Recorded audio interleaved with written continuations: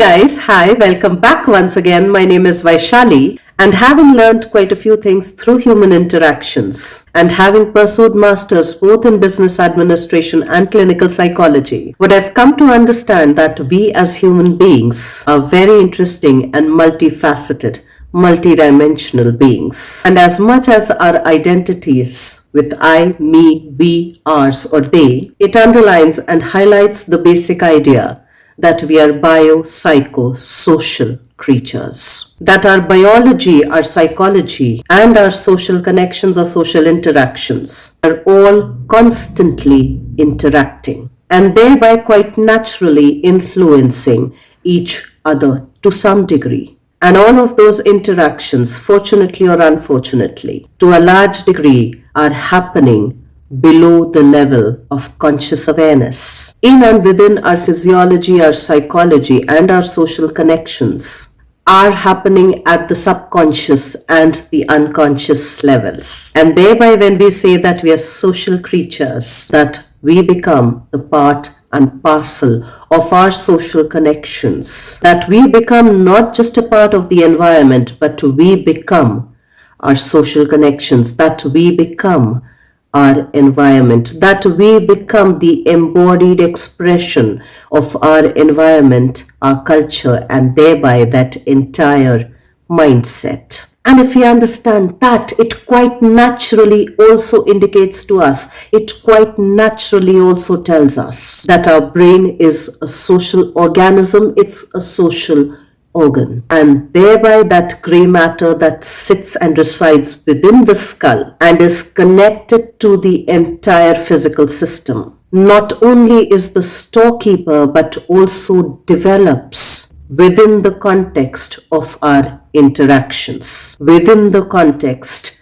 of our relationships. And since it's the storekeeper, the memory bank, which then is connected to the entire physiology, to the entire biology of every individual. And since that gray matter and thereby the entire physiology also develops within and in the social context, we need to be very aware of what and how we are feeding it. So when we look at the statistics and we say that people are more in distress, that lifestyle diseases are on the rise, dis-ease, unease within one's own self and within one's social interactions and social connections, that depressive disorders and anxiety disorders are on the rise, are we also not then implying, given the understanding that our brain and our physiology is a social organ and an organism, that there is a mass proportion of distress and disease,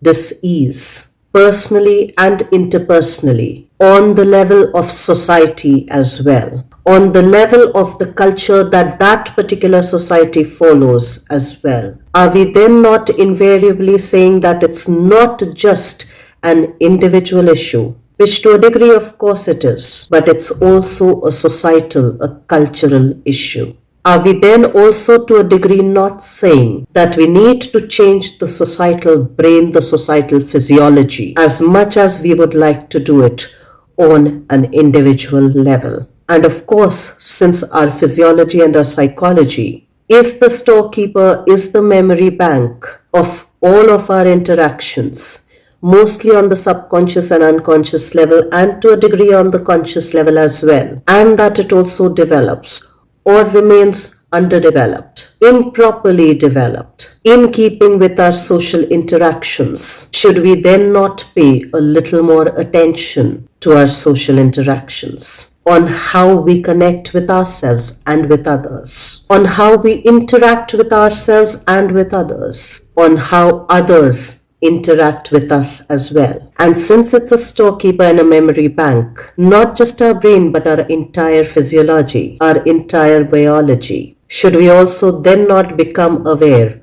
of who feeds it what and how? Let's take a little breather and think and feel of what we are interacting with and how, and what is interacting with us and how. For in my understanding, whatever causes us more distress is also one of the leading causes of dis-ease.